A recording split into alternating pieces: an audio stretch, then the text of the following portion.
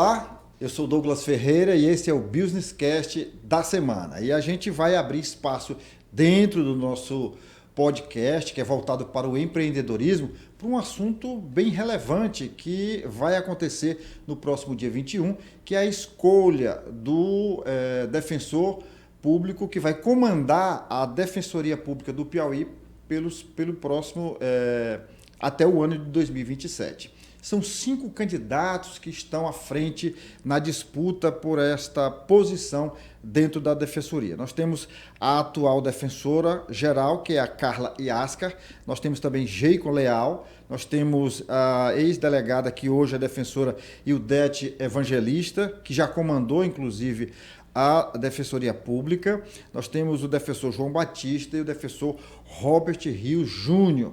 Ele está aqui com a gente vai entrevistar todos os candidatos e essa série de entrevistas começa com ele. Tudo bom? Robert Rios Júnior. Como é que você é chamado? É Robert Rios, Robert Júnior? Bom dia, Douglas. Bom dia a todos os ouvintes desse podcast. Agradecer inicialmente a oportunidade da gente estar aqui debatendo um tema tão relevante para a sociedade sobre como é que vai atuar a Defensoria no próximo biênio, né? Você pode me chamar de Robert, assim, os amigos mais próximos para diferenciar me chamam de Robito, né? Mas Robert, Robito, tanto faz, assim. Perfeito. Essa colocação que a gente faz aqui, porque aqui, Robert, não é um programa de TV, é um podcast, que é exatamente isso, a gente quebrar esse gelo, quebrar esse ritual bem característico dos programas de televisão. O Robert Rios Júnior, como o próprio nome já diz, ele é filho do ex-delegado, ex-superintendente, ex-secretário de Segurança Pública do Estado do Piauí, Robert Rios Magalhães. É por isso que a gente está nessa dúvida aqui, como é que eu o chamaria. Ele é Robert Rios, vamos chamar de Robert Rios, né? Pode ficar à Robert vontade. Júnior. Bom, o senhor já está como defensor há quanto tempo? Eu já fiz agora 12 anos de defensor, essa minha carreira toda vivida pelo interior do estado. Então não é um neófito na defensoria, não, né? Eu já tenho 12 anos, todos no interior, inclusive agora eu sou defensor titular da segunda Defensoria Itinerante desde novembro do ano passado, que é sediada em Teresina. Agora que eu chego em Teresina... E é itinerante porque circula o estado todo, é isso? Isso, exatamente. Hoje a itinerante, é até um tema que a gente tem que tratar também sobre isso, digamos assim...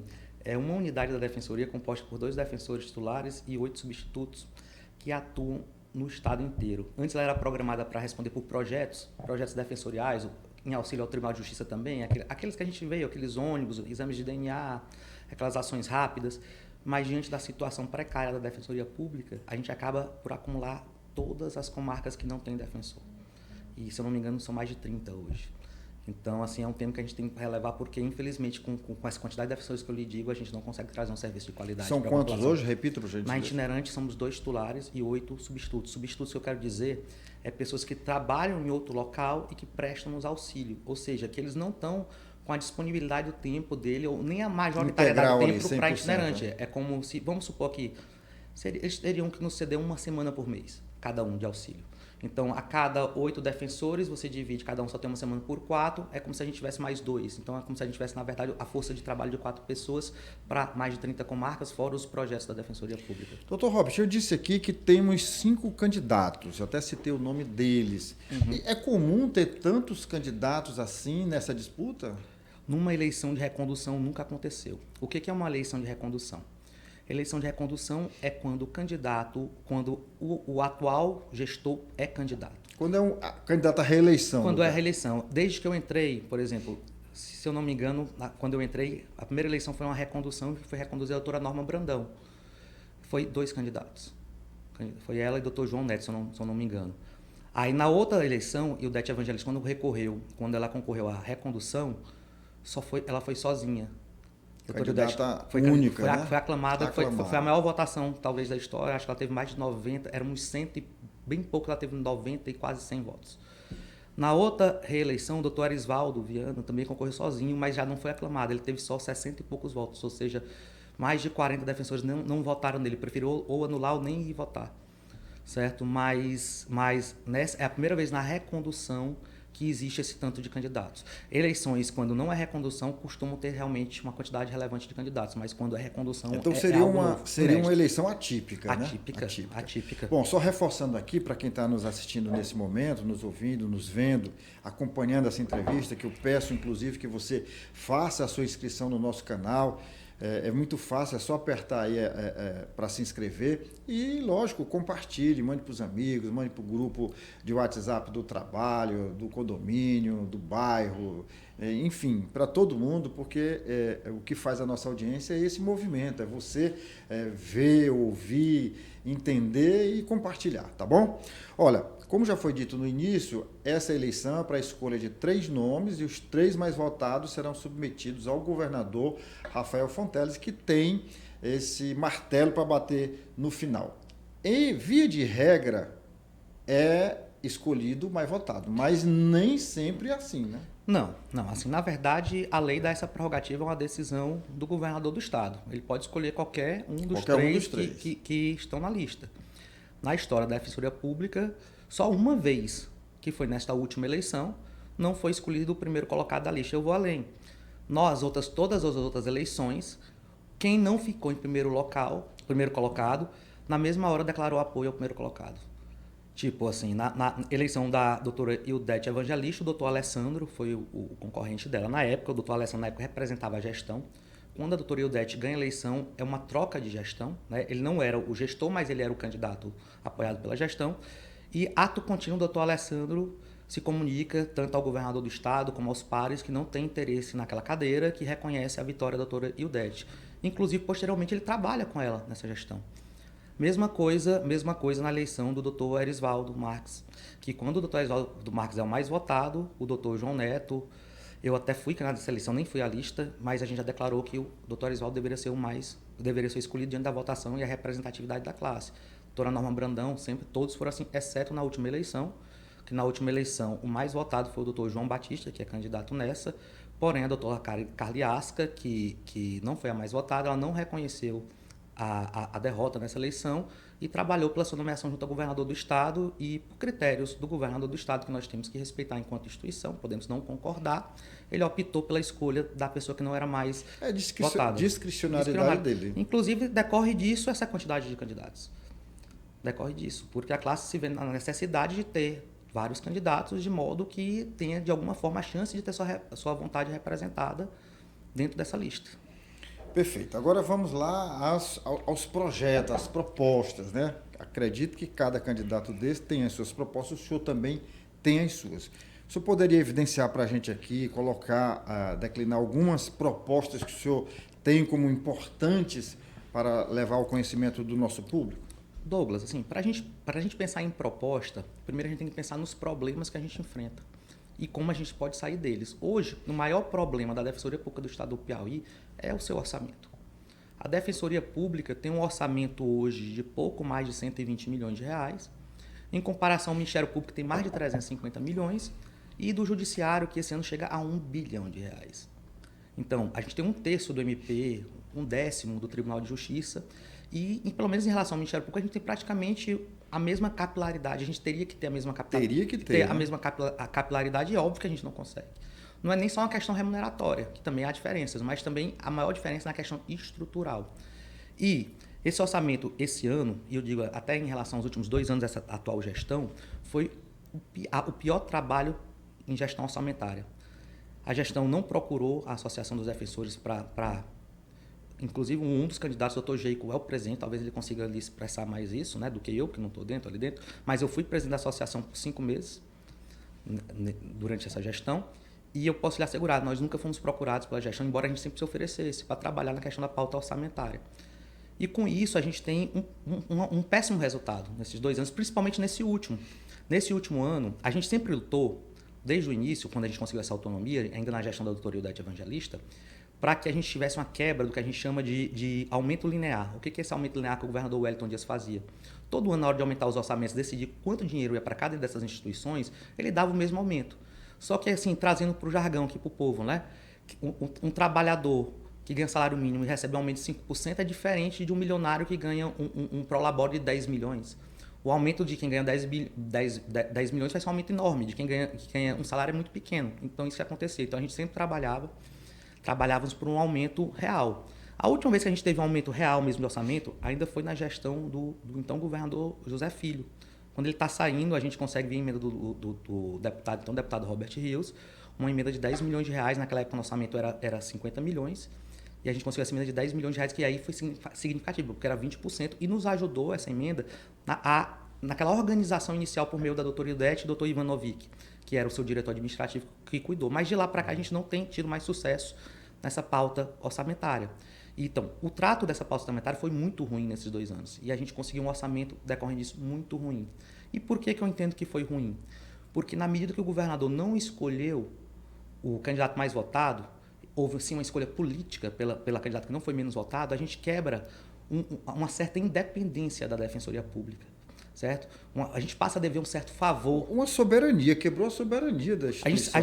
A gente perde nosso poder de crítica ao governo, nosso poder de conversar no sentido horizontal com o governo. A conversa passa a ser no sentido vertical. A Defensoria passa a ir para inaugurações do Executivo, passa a participar de entrega de viatura. Enquanto a nossa conversa tinha que ser horizontal, de poder, que é o Estado, para um ente autônomo como a Defensoria Pública, assim como o Ministério Público faz. Assim como o Estado faz com o Judiciário. A lei das taxas cartorárias, que é uma outra fonte de renda, a Defensoria, depois de muita luta agora, conseguiu 1%. A do MP é 8%. 8%. Nossa, é 1%. Nada. Então, o que o senhor está colocando aí, pelo que eu entendi, é que não é justa essa distribuição, esse aumento linear. Teria que ser equitativo, né? Levando em consideração onde tem menos e que precisa mais. Né? E mais, como eu disse, nessa última gestão, sequer eu posso falar em linearidade, porque percentualmente também foi diferente. Foi 20% para o tribunal, 13% para o MP e 8% para a Defensoria. Ou seja, além de que, como eu disse para o C. Douglas, né, que a gente teria que ter uma porcentagem maior para quebrar essa linearidade, a gente teve foi menor, por falta de independência. E a gente não viu uma crítica a isso fora da associação. Porque não há independência dentro da Defensoria Pública. Como contornar isso? Como resolver isso? Aí, eu vou além, só para finalizar esse ponto, né? Esse ano, para piorar nossa situação, que é o outro grande problema, foi sancionado pelo governador a lei da advocacia dativa, criando um fundo de dinheiro que deveria ir para a Defensoria, mas que será usado para pagar advogados onde não tem defensores. Ou onde não tem defensores de forma suficiente. E sobre isso também, silêncio eloquente da Defensoria Pública, não soube trabalhar a questão politicamente e quando veio a decisão do governador do Estado, se silencia. Novamente, só a associação presta crítica, dizendo que esse modelo é mais caro, não é modelo constitucional, tentando explicar, mas sem uma Defensoria Pública independente que possa conversar de igual para igual com o governador, explicar os problemas, a gente não vai evoluir. Você me perguntou como a gente resolve isso, né? A minha proposta para resolver isso é recuperar nossa independência por meio da eleição, primeiro ponto. Que todos os candidatos, eu peço que você faça essa pergunta, digam de claro e bom tom. Caso eu não seja eleito, eu não tenho interesse no cargo. Eu não estou por interesse no cargo nessa eleição. Eu estou aqui por interesse de recuperar a independência da Defensoria, mas que os outros também o digam. Se eu perder, eu abro mão. Certo? Eu respeito a vontade dos meus pares. Primeiro ponto. Para que prevaleça o mais votado. Para que prevaleça o mais... Já recuperamos um pouco de nossa independência. O segundo ponto é que aí eu vou dar um quê de concordância ao governador Rafael Fonteles na questão orçamentária. Não de concordância, mas de entendimento da decisão dele de não privilegiar a Defensoria com aumento substancial. Douglas, para que a gente tenha um aumento substancial, a gente precisa ter uma organização e a gente precisa provocar como a gente vai usar esse dinheiro. Não adianta, a gente já viu várias vezes aqui na história, empréstimos que são feitos e que nada... A gente tem aqui o exemplo da Prefeitura de Teresina, pegou milhões e milhões de reais de empréstimo e não saiu quase nada, sem que você tenha um projeto para o uso daquele dinheiro. Eu não vejo na Defensoria projetos de expansão bem delineados. Isso eu quando fui presidente da associação, cobrei esse projeto, cobrei, não saiu. Quando me deram um esboço com muitos erros mesmo, assim, que não traz as informações. Inclusive, nessa discussão orçamentária, eu procurei o deputado Felipe Sampaio, que era o relator do orçamento. E o deputado me pergunta: Robert, quanto é que você precisa de dinheiro para botar um defensor em cada comarca aqui do Estado? Aí eu falei: Felipe, sendo bem honesto com você, não existe um estudo da Defensoria por isso. Ele: mas tinha que ter. Eu: sim, tinha que ter. Inclusive, eu pedi, eles dizendo que tinha pedido à Defensoria Geral algum estudo, não sei se já foi feito, depois disso aí já foi feito, mas até então não tinha esse estudo.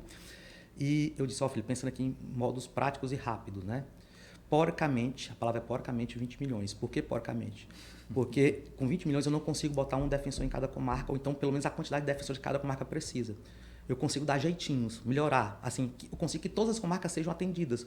Mas a defensoria itinerante, que tem poucos defensores, como eu disse, vai continuar existindo. Vai ter comarca que o defensor vai responder por 2 ao mesmo tempo, mesmo com 20 milhões. Aí ele virou para mim, a defensora geral disse que 10 resolveria. Então, assim a gente não tem... Olha a discordância. A gente não tem assim, um estudo que comprove quanto é para a gente montar todas as sedes, fazer... Então, essa falta de projeto, somada à falta de organização da estrutura administrativa da defensoria, e quem está dizendo isso aqui não sou nem eu, né? Quem está dizendo que a defensoria está desorganizada é o Tribunal de Contas do Estado, por meio da auditoria que estou lendo aqui, a 186/2023. A auditoria do Tribunal de Contas do Estado, que é o número 186 de 2023.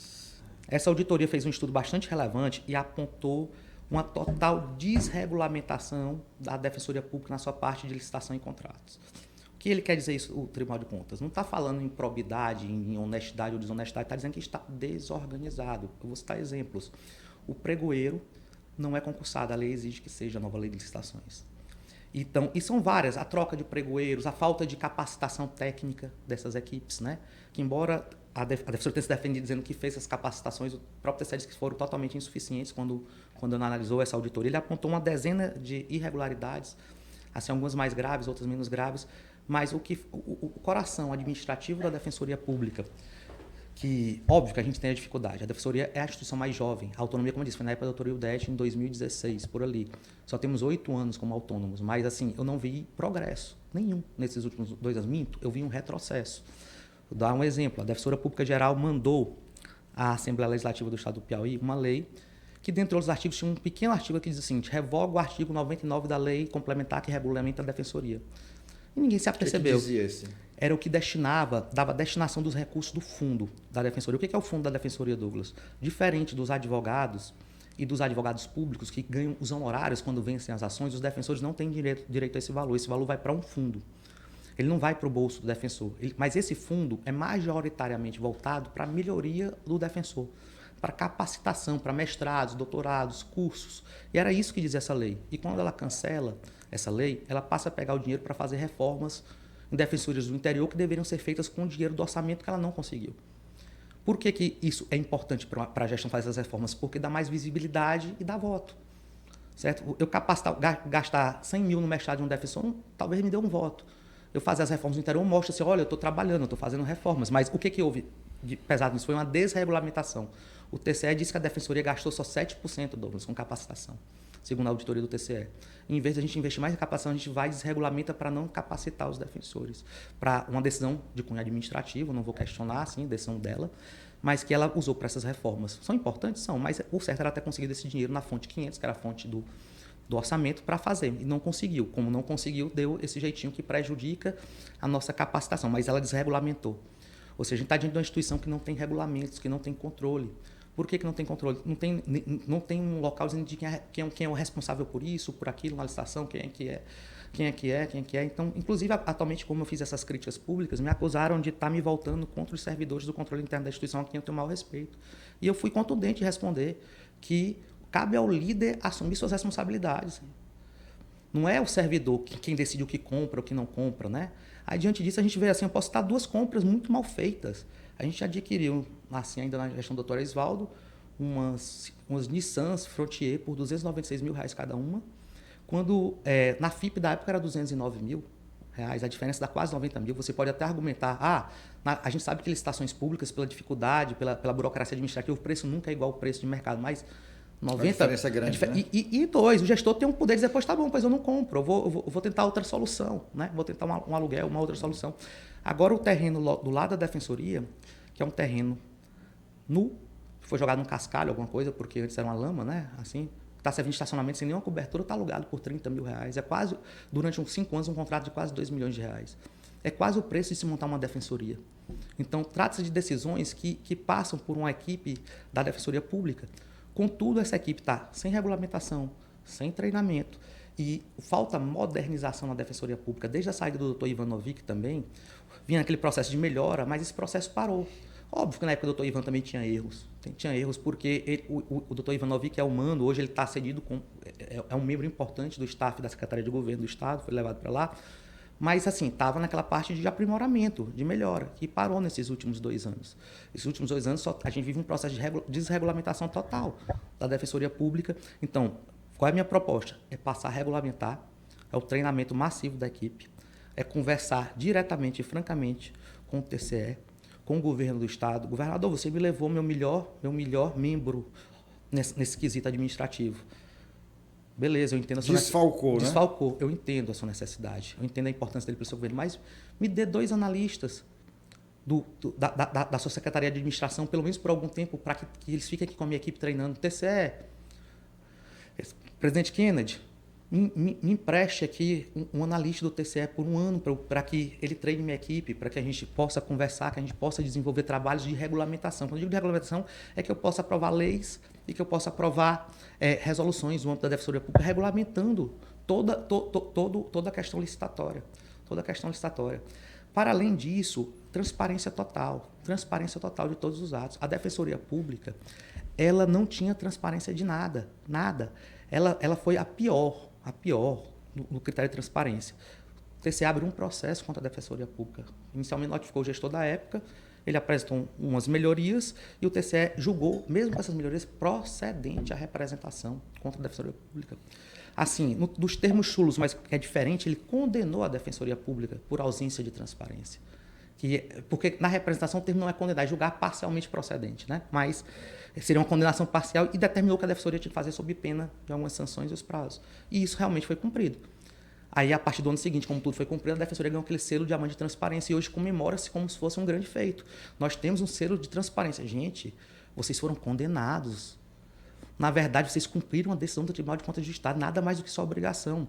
É a mesma coisa daquele prefeito do interior que não entrega um remédio para a pessoa e a pessoa entra com ação judicial contra o prefeito é condenado, tem as contas bloqueadas, compra o remédio e ele a dar o remédio e ele posta uma foto. Olha, eu sou o prefeito que dou o remédio. Não. Se você quisesse realmente, você tinha feito antes de tudo isso. Você não esperava. Na primeira notificação do TCE, você tinha cumprido. Você esperou julgar procedente a representação do TCE.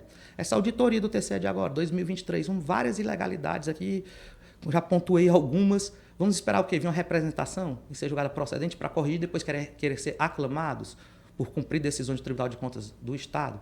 Então, a minha proposta é no sentido de regulamentar a defensoria e, a partir dessa regulamentação, criar um projeto de expansão defensorial coerente. E com esse projeto na mão, eu quero conversar com a APPM para mostrar para cada prefeito o que eu preciso de orçamento para que eu combate uma defensoria completa, funcional, com a equipe completa na comarca da cidade dele. Prefeito, você está em 5º na minha lista aqui de espera. O custo médio é 450 a 500 mil reais de uma defensoria por ano. Então, eu preciso de um aumento orçamentário real. Não é um aumento por meio de emendinha, não. Porque o que acontece na prática? A defensora consegue uma emenda, aí nomeia defensor. Aquela emenda não incorpora o orçamento. No ano seguinte, eu tenho que conseguir a mesma emenda, pelo menos para pagar os salários. Então, a gente fica sempre naquela mendicância que a gente chama. Eu quero aumento real. Pires na mão, literalmente. Eu não trabalho assim. Eu quero aumento real no orçamento para que eu possa traçar um cronograma real de expansão. Existe uma emenda na Constituição que já não foi cumprida, que previa que até o ano, se eu não me engano, era de 2020, era 2022, que a gente teria que ter um defensor em cada comarca. E não só o Piauí, mas vários estados não cumpriram. Era uma ordem sem sanção, então ninguém cumpriu. Mas é uma reprimenda moral ao Estado. O Estado tem a obrigação de botar essa defensoria. A gente tem que mostrar para o governador também, governador, a advocacia dativa é muito mais cara que a defensoria. Cada audiência que um advogado dativo vai fazer vai ser R$2.000. E precariza a profissão. E precariza a profissão e o atendimento. Qual é a liberdade, eu lhe digo assim, que um advogado dativo tem? Imagina um advogado dativo que durante um processo se contraponha de forma veemente e dura, como muitas vezes nós fazemos a juízes, promotores. Será que o juiz vai querer nomear de novo aquele advogado para o próximo processo? Será que o advogado ele vai querer nomear aquele advogado ou é melhor nomear um advogado que não tumultue meu processo, que deixe meu processo tramitar de forma mais calma, ou vou nomear aquele advogado que entra com 1000 pedidos de nulidade, que questiona no tribunal, que me representa quando eu faço alguma coisa que não lhe agrade? Então perde a liberdade, a função. Por isso que a defensoria tem independência funcional. Independência funcional é isso, Douglas. Assim, dentro da instituição da defensoria pública, eu não tenho mais direito a nada como membro de oposição. Mas, na minha defensoria, mando eu. Na minha petição, mando eu, entendeu? Assim, ninguém vai dizer na minha petição, como tentaram já fazer em algum tempo com outras colegas, que eu não posso dizer isso ou aquilo. A minha responsabilidade eu faço. Então, é isso que eu quero. Eu quero dar estrutura para os defensores trabalhar. Eu quero dar um plano de expansão coerente, um plano que não foi feito nesses 2 anos para que o governador acredite no meu projeto, porque eu tenho a ciência de quem já conhece o governador do estado, estudei no Dom Barreto, um ano à frente do Rafael, tenho uma boa relação com o governador Rafael e conheço ele como aquele cara que gosta de resultado. Mesmo sendo político, ele gosta de mostrar que ele participou e que ele quer aquele resultado. Então, quando eu não mostro, como é que eu vou convencer o Rafael a aumentar, me dar 30 milhões a mais para eu gastar e sem mostrar com o quê? O que eu vou fazer? Ele vai achar assim que eu vou fazer igual outras carreiras, que eu vou dar 500 mil penduricalhos, que eu vou pegar e vou comprar carro de luxo, que eu vou... É direito dele a imaginar uma situação dessa, como a gente vê hoje no Brasil várias carreiras fazendo isso.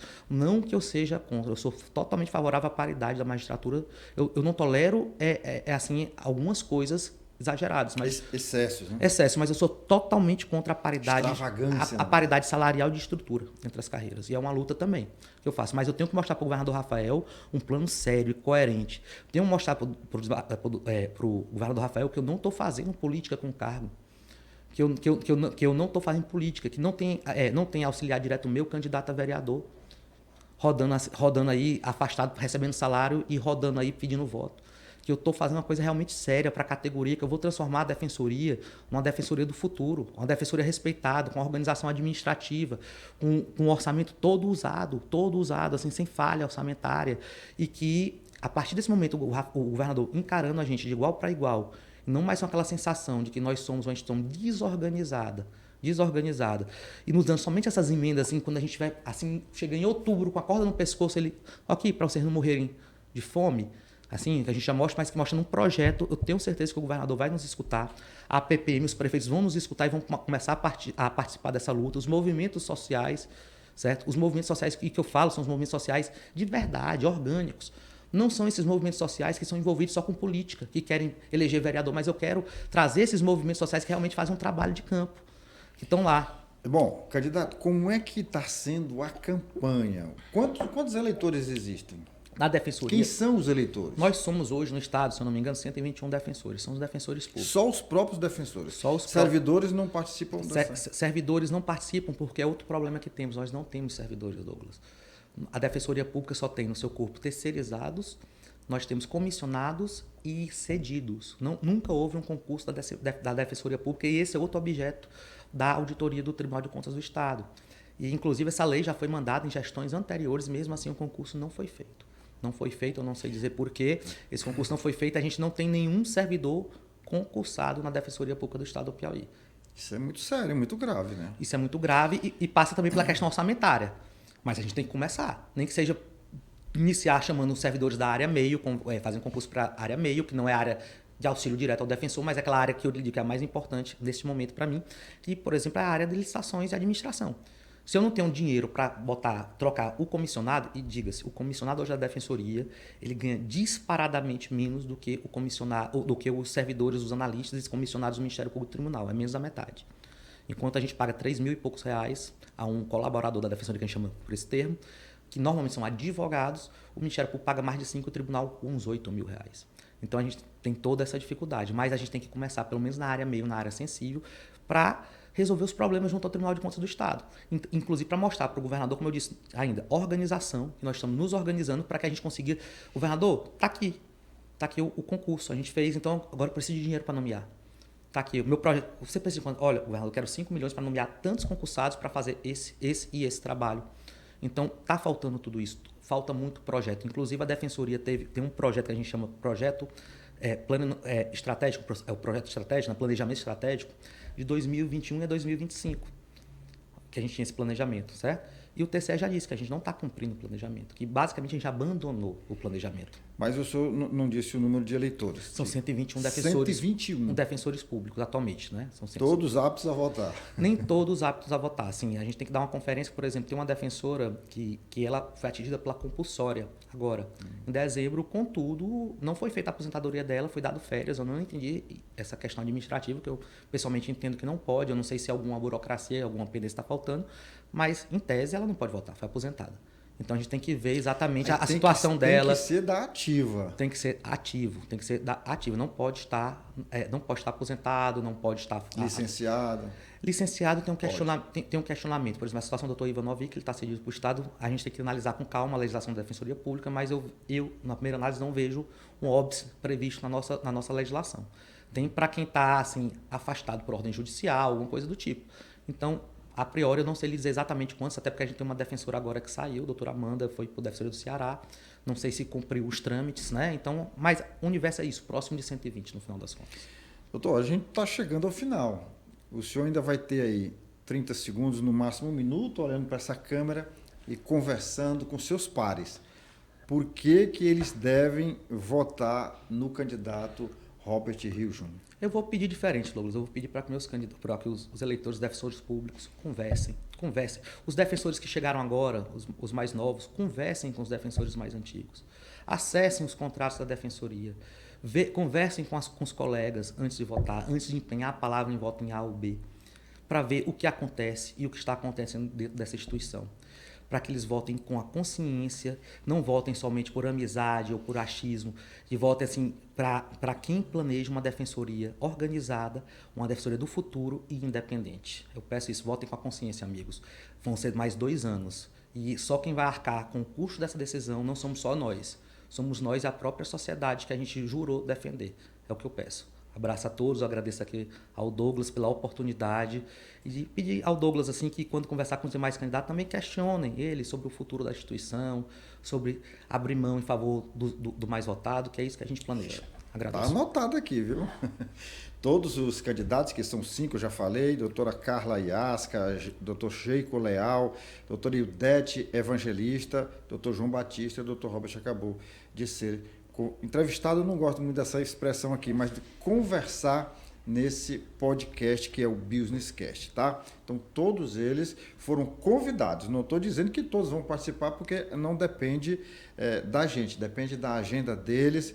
Mas o fato é que nós estamos já na reta final, dia 21, né? Mas torcendo para que todos venham, Douglas, porque eu sou o único que não estou de férias. Assim, como minha candidatura é de improviso, eu não tive tempo de tirar férias, mas os outros 4 estão de férias. Estão de férias. Então, se eles não vierem, eu não sei por quê. Eu também não estou dizendo que não vem. Estou dizendo que estão convidados e o espaço está aberto. E você que assistiu e que gostou da entrevista, você nos ajuda a compartilhar, manda, como eu já falei, para os grupos de WhatsApp, do condomínio, do bairro, da escola, do trabalho. O importante é que essa entrevista rode o mundo, que a internet nos dá essa possibilidade. E se você ainda não é inscrito no nosso canal, recebeu por acaso um link através de um amigo, você se inscreve agora, que o objetivo da gente é chegar ao mais rápido possível e ter essa fidelidade, porque você sendo inscrito, você vai receber a nossa notificação toda semana quando o programa estiver postado, estiver no ar. Muito obrigado ao Dr. Robert. Obrigado, Douglas, pela oportunidade. Um abraço a todos os ouvintes e também visuais, né? Porque nós os internautas, todos os internautas da geração Z, geração todas aí que tiverem. E a gente se encontra na semana que vem.